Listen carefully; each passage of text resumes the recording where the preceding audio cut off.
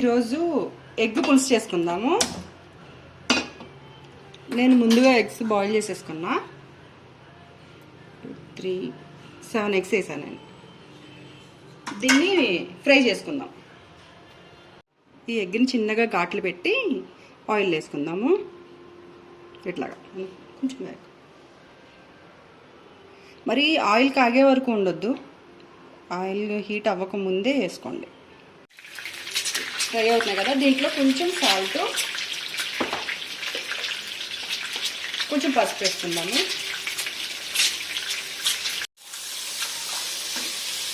Fry అయింది కదా, ఇంతవరకు ఫ్రై అయితే సరిపోతుంది. ఆఫ్ చేసేసి ఎగ్స్ తీసేసుకుందాం మనం. ఇదే ఆయిల్ కర్రీకి యూజ్ చేసుకోవచ్చు. ఎగ్ ఫ్రై చేసిన ఆయిల్ ఉంది కదా, దాంట్లోనే లవంగ ముగ్గులు, కొంచెం దాల్చిన చెక్క, 2 యాలక్కాయలు,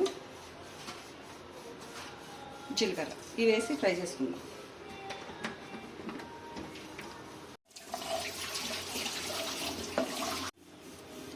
ఆనియన్స్ కోరుకున్న ఉల్లిపాయ ఇది, కట్ చేసింది కాదు.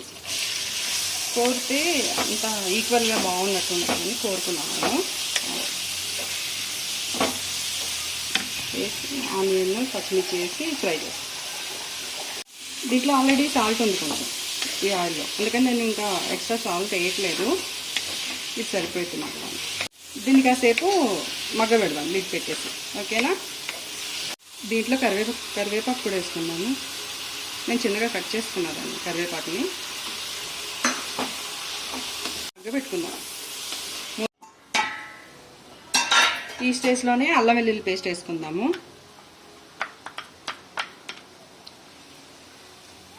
దీంతో కూడా కలిపి ఫ్రై చేద్దాం. ఆనియన్స్ మగ్గుతున్నాయి కదా, దీంట్లో చాప్ చేసుకున్న టమాటో కూడా వేసుకుందాం. మిక్సీ వేసుకుంటే మెత్తగా అయిపోద్ది, బాగోదు మళ్ళీ. అది ఇట్లా చేసుకుంటే కొంచెం తగులుతూ ఉంటుంది, బాగుంటుంది. దీన్ని కూడా కాసేపు మగ్గబెడదాం. చూద్దాం ఎంతవరకు వచ్చిందో. అన్నీ మగ్గుతున్నాయి కదా, ఈ స్టేజ్లో సాల్ట్ వేసుకుందాం. సాల్ట్, పులుసు కదా కొంచెం సాల్ట్ ఎక్కువే పడుతుంది, మనం తర్వాత అడ్జస్ట్ చేసుకుందాం లాస్ట్లో సాల్ట్. పసుపు, కారం,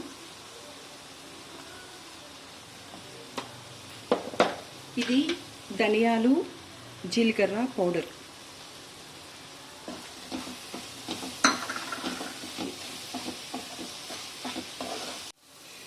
దీంట్లో చింతపండు వాటర్ కూడా పోసుకుందాం. చింతపండు పేస్ట్ ఉంది నా దగ్గర, దానిలో వచ్చిన వాటర్ అన్నమాట.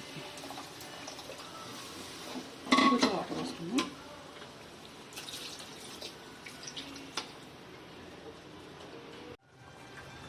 ఇది మరుగుతుంది కదా, దీంట్లో ఎగ్స్ వేసేసుకుందాము.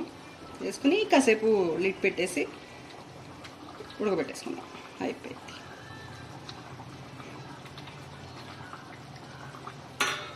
దీన్ని ఇట్లా కాసేపు ఉడకనిద్దాం. ఆల్మోస్ట్ అయిపోయింది. ఈ స్టేజ్లో సాల్ట్ చూసుకుంటాము.